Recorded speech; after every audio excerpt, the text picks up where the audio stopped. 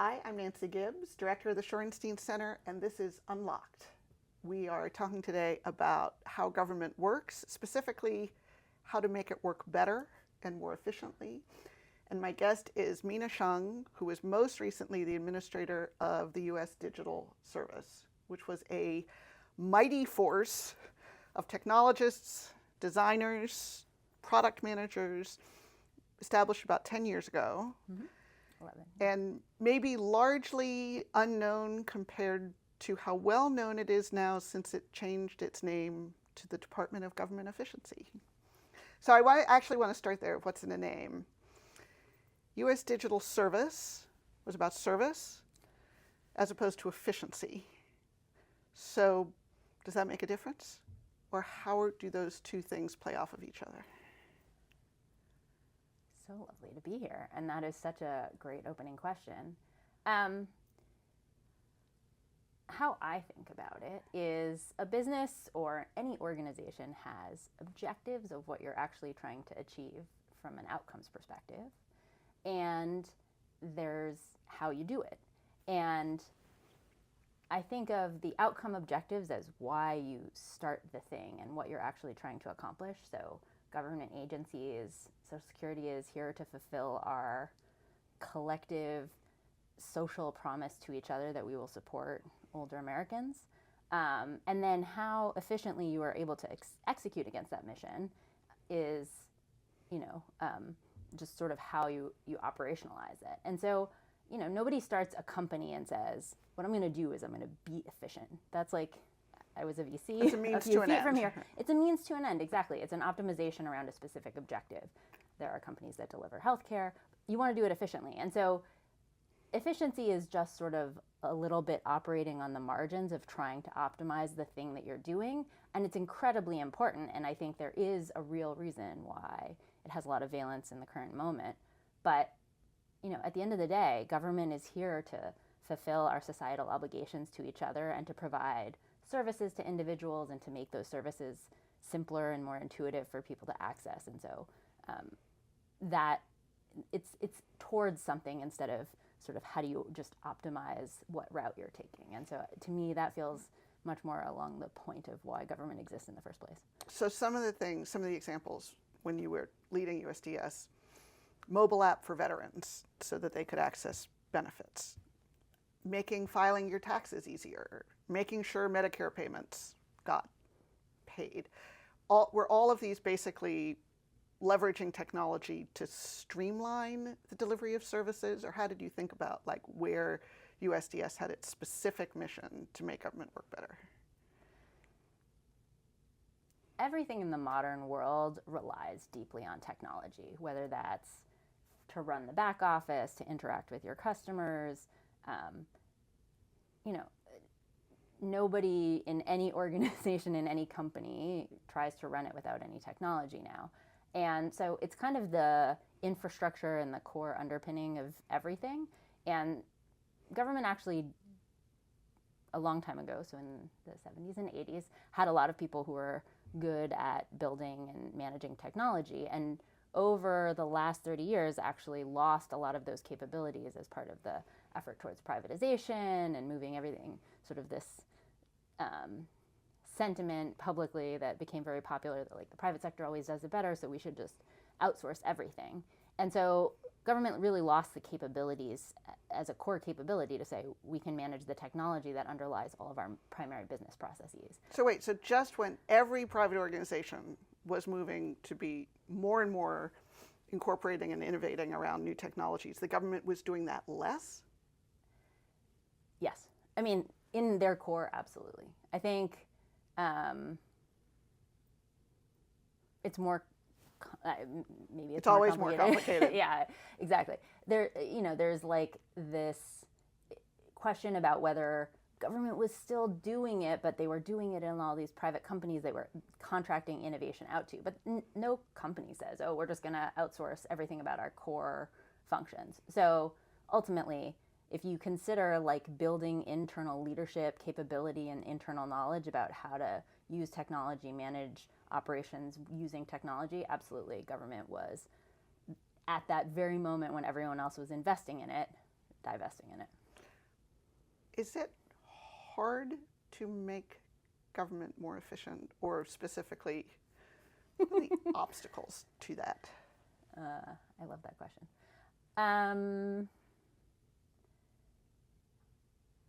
I have every possible answer to that. It is easy to make it more efficient in some ways because it is inefficient in many ways, and so you can make lots of incremental improvements.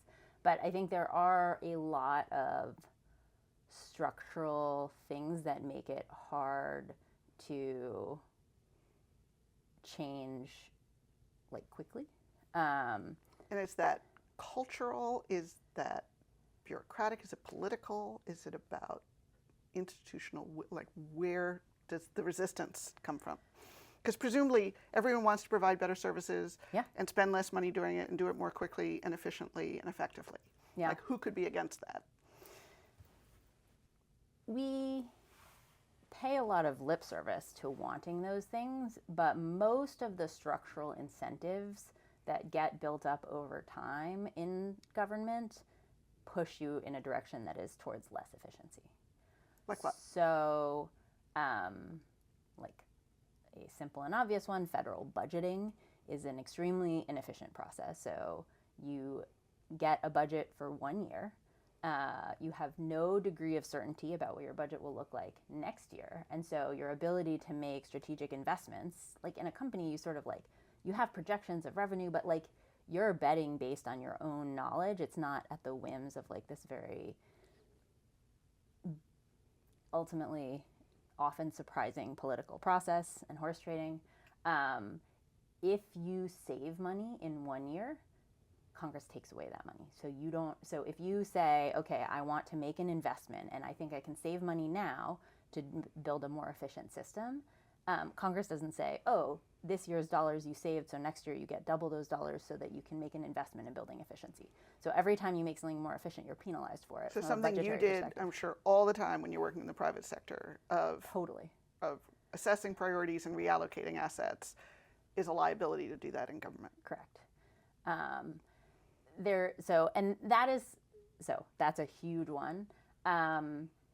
Your people's incentives to take risks that might yield outside. So all of your incentives are sort of to minimize negative consequences. And so trying to do something new can get you in trouble and almost never gets you recognition, glory, and definitely doesn't get you a raise or a promotion. Whereas, so like there's, and this operates at like many different levels in thousands and thousands of interactions all the time. So there's just like a lot of incentives to try and avoid doing anything that might put you at risk avoidance. That plays out a lot in hiring. So it's incredibly hard to hire someone. Let me rephrase that. It is totally possible and actually pretty straightforward to hire someone if you have leadership that decides that that's a priority and clarity about what you're looking for. But if you use sort of so bureaucracies are sort of designed to try and like get rid of all of the things that make each of us individual people and just like automate a lot of things.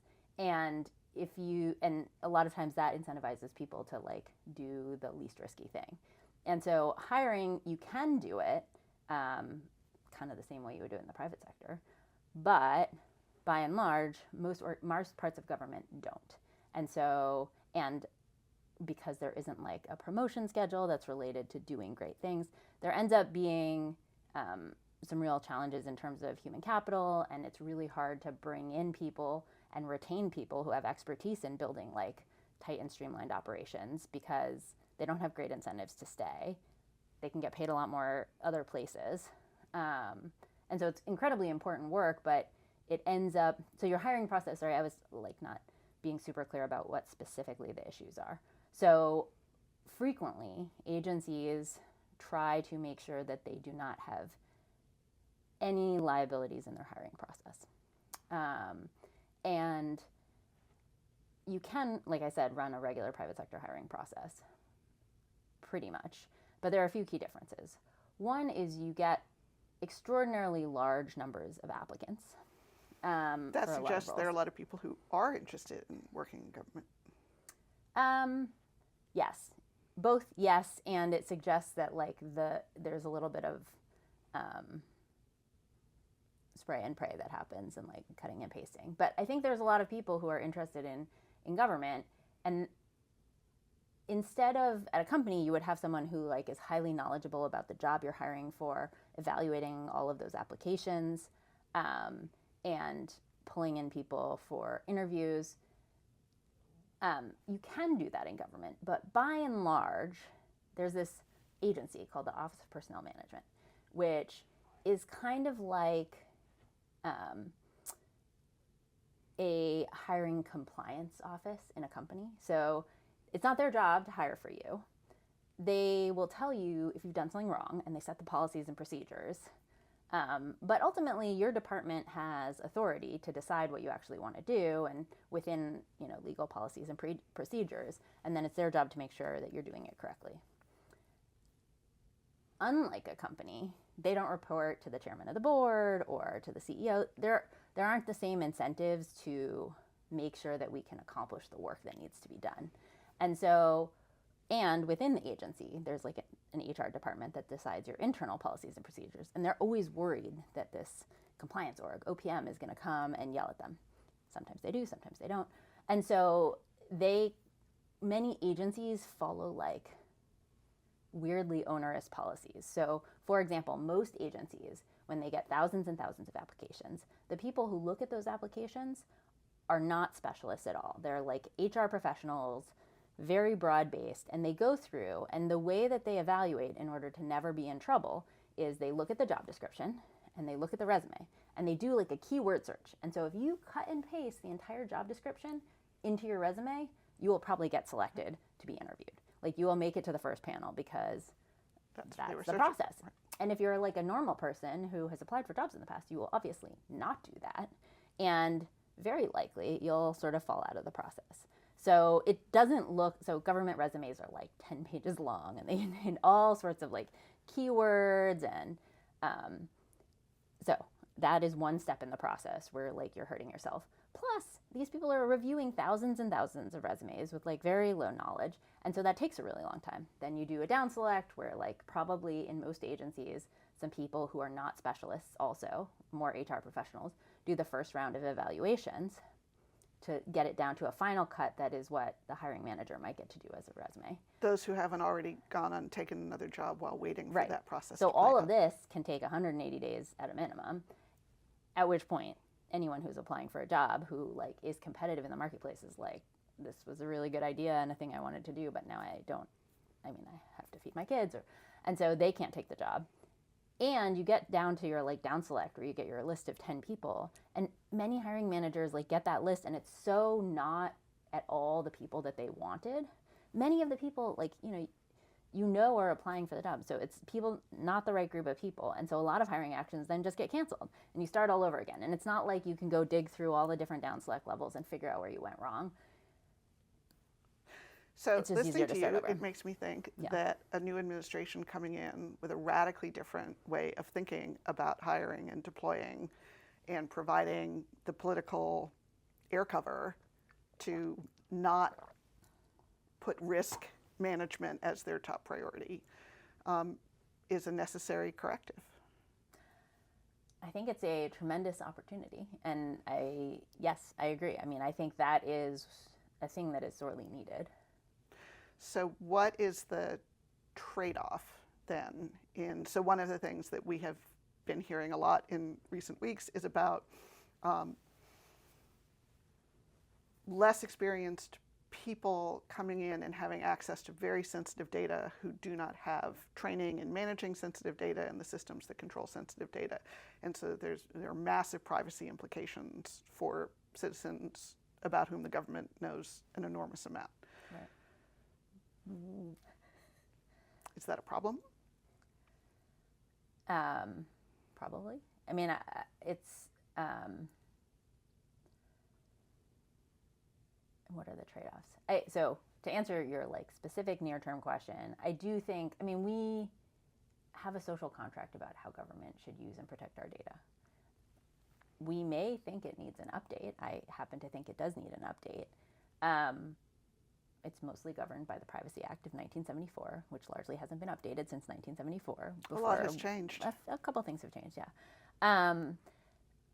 But, you know, I think one of the big trade-offs and one of the challenges in the current moment is there's a question of how we do things, how efficiently we accomplish things, whether we bring in people who have expertise in doing those things, and what we should even be doing. And I think at the moment they're kind of getting conflated and mixed together. Efficiency is largely just about the how. And I think if it takes a lot of political will and capital to change the how, but then you have to really bring in folks who are both committed to the actual what, the social contracts that we've all agreed on. And I don't know that we all feel that that is, you know, the playbook that's being followed right now. But I think you want to be very clear on what you're trying to accomplish and sort of transparent about that, and then work on the how. And for sure, the people that can lead the work on the how need to have a lot of expertise in accomplishing those things, and I don't see that either. So I think that's like, but I think there's a huge opportunity if you bring in the right set of people to take that on. So what would it look like to marry, let's say, a commitment to focusing on service and fulfilling that social contract, and doing it in a way that is not allowing the weight of bureaucracy or cultural resistance or risk aversion to be an impediment? If you brought those two things together, what would that look like? That is a amazing question. I think, I've seen glimpses of it in work that we have had the opportunity to do. So give me an example. But it's not like the whole agency all at once, and a lot of pieces of it still aren't there. So we've had the opportunity to run certain programs in that way. For example, at the VA, you talked about the mobile app. We USDS has been working at the VA for over 10 years now. And famously, the VA had systems that did not talk to each other, of your healthcare system, your benefits system. They didn't talk to the DoD systems, absolutely. And even just different pieces of your benefits didn't talk to each other. And so we started working at the VA in a moment of crisis, which is often the time that you can really catalyze change. So there was a lot of news about veterans being unable to get appointments and sort of being on long waiting lists. A lot of very real challenges. Trust in the agency was very low. And the secretary who came in at that time, liked to go by Secretary Bob, and he had been the CEO of, I think, Procter & Gamble. Experienced, credible, understands how to align an organization and drive operations against outcome objectives. And we put a team in place there who worked very closely with Bob and his Deputy Secretary Sloan, who was also a very strong leader and had a lot of experience in leading organizations. And by the way, P&G is like an incredibly data-driven and technologically enabled organization. And I think that is a key piece of this that is frequently missing, is like strong leadership that really understands how modern organizations have to run. And so we, over the course of a decade, started with small wins and, first sort of fixed a piece of the benefit system and sort of understood more about where things were broken, did a lot of user research, then maybe a year and a half in, launched a website called vets.gov.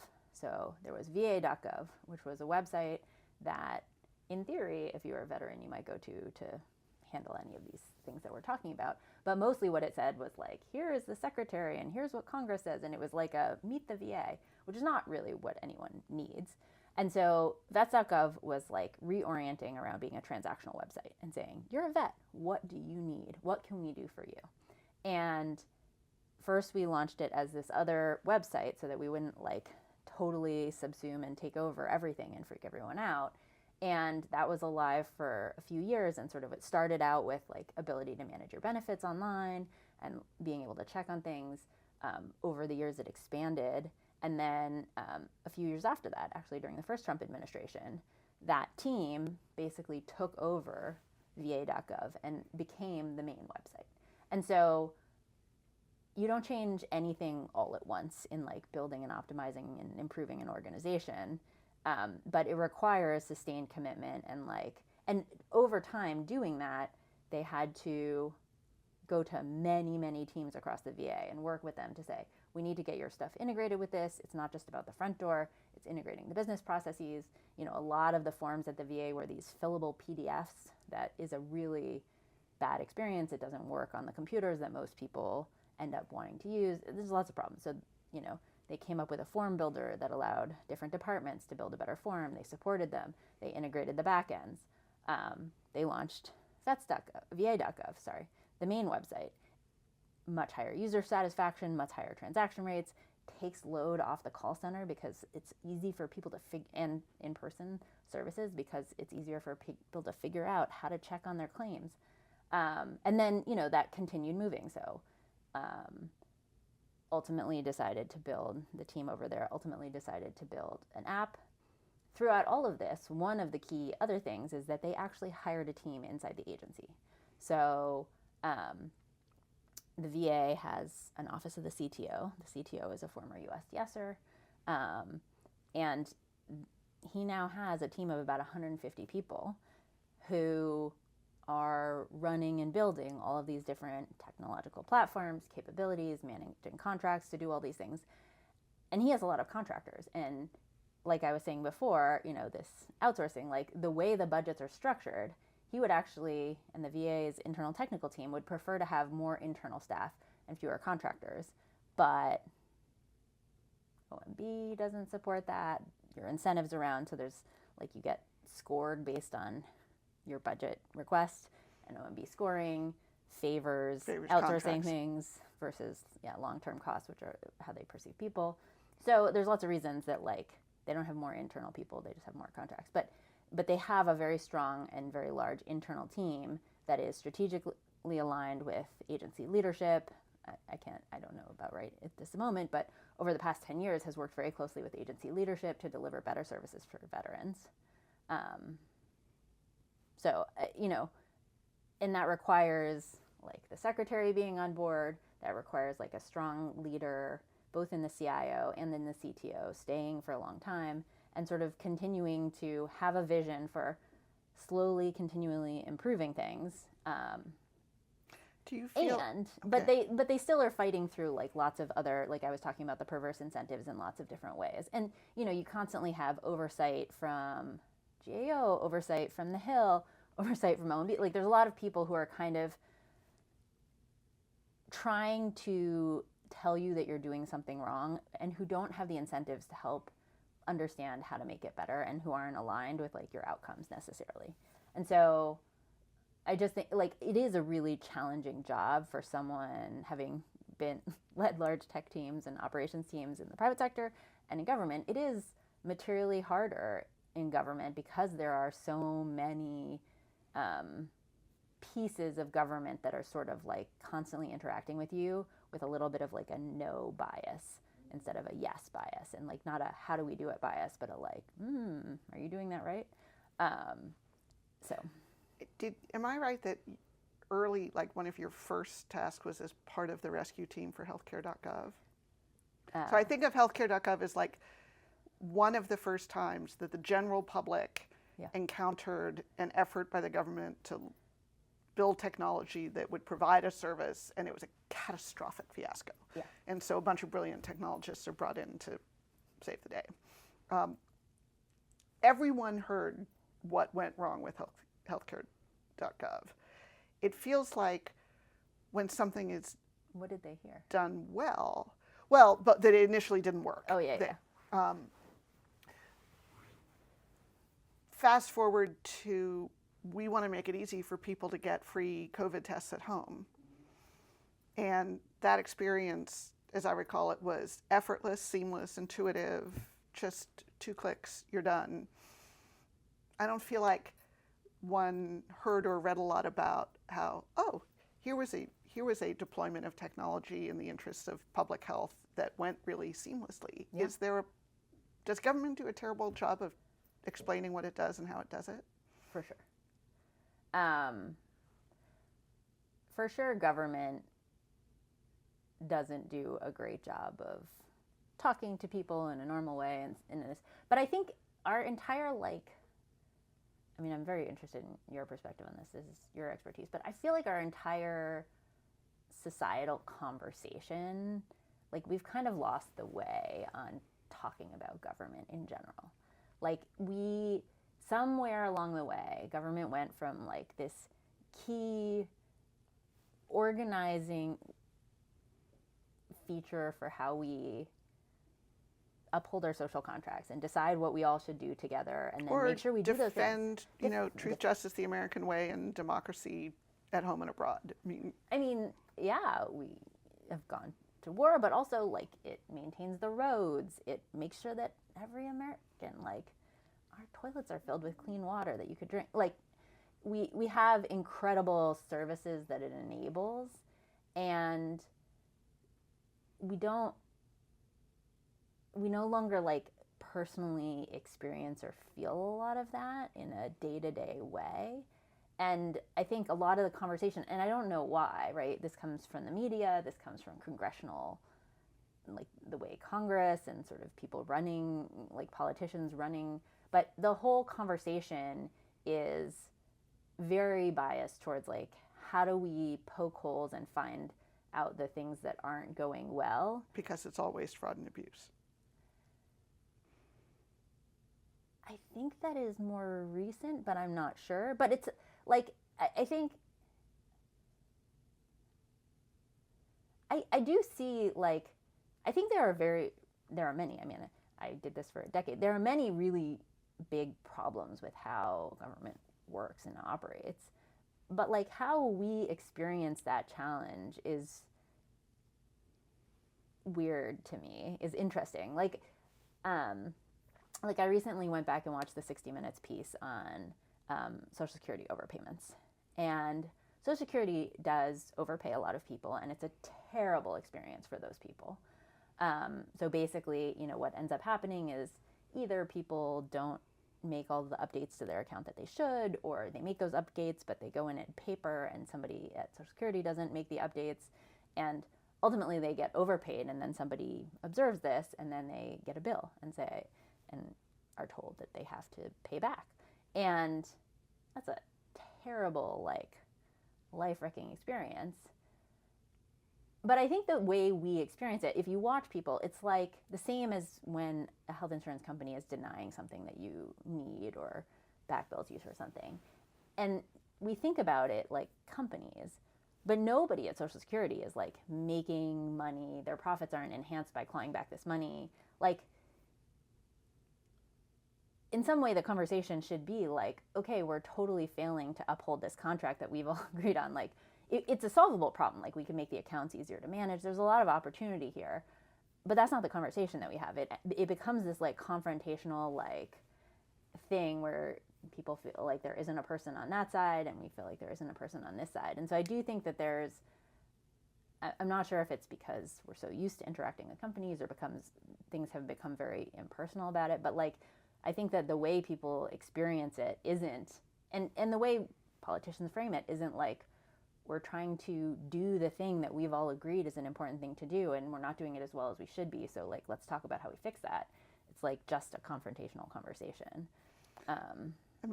We're about to learn in real time, with probably a vertical learning curve of what happens if the Social Security Administration isn't answering its phones, or the IRS, and if cancer trials are suspended, and if disabled kids' access to education is curtailed, and if immigration enforcement doesn't follow due process. These are all government functions Yep. that are in the midst of what seems like a historic upheaval, Yeah. which makes me wonder, whatever comes next, it feels like no matter what, it will be very different from the government that you were operating in, with the incentives and assumptions, obstacles and opportunities that you were operating in. Do you think that's like there's no going back? I think that's quite likely. I don't have a crystal ball. But I do think, to your point, focusing most on the outcomes would behoove us all, right? I think getting like tangled in the weeds of the palace intrigue is not what I think is the most important. And I think that it would have suited us under any administration to focus more on the outcomes, right? How are we doing on all of the things that we think the public needs? And if we're not accomplishing those things, what can we do about it? So given the fact that it feels like we're in a place we've never been before, it's no one's fault that there's a lot that's hard to understand and impossible to predict. Mm-hmm. Having said that, what is it that, as you are watching the coverage, reading the news every day, that you see is most consistently being misunderstood?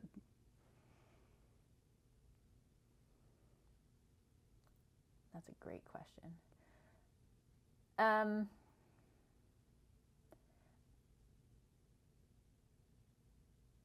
I don't.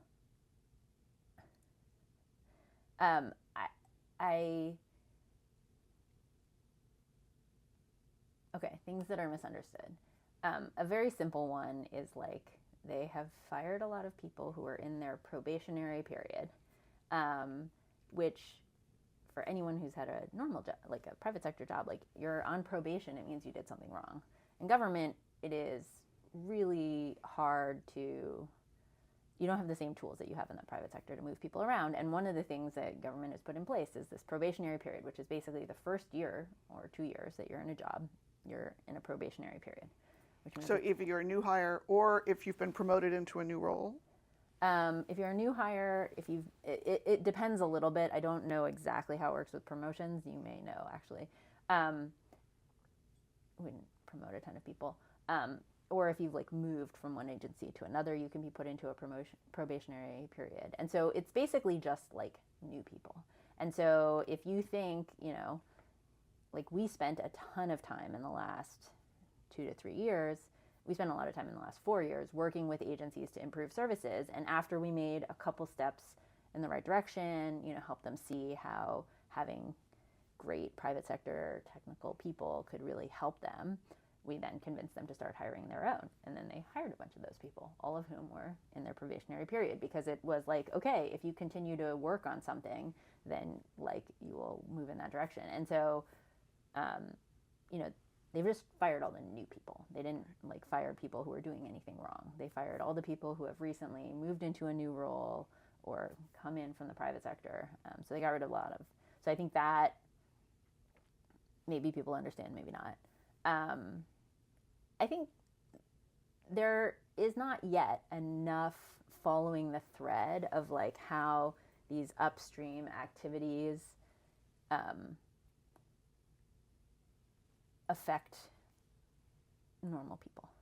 And you talked about the vertical learning curve, and I think that's right, but I think more investigative reporting that could actually follow the thread to say, and I know it's been opaque in a lot of circumstances, but like to really say, okay, what will tying actions in the executive to like, okay, what does that mean for a small community that is reliant on for a rural hospital, state grants that are reliant on federal grants, like what, so I do think that following the thread and making sure that we're really talking about,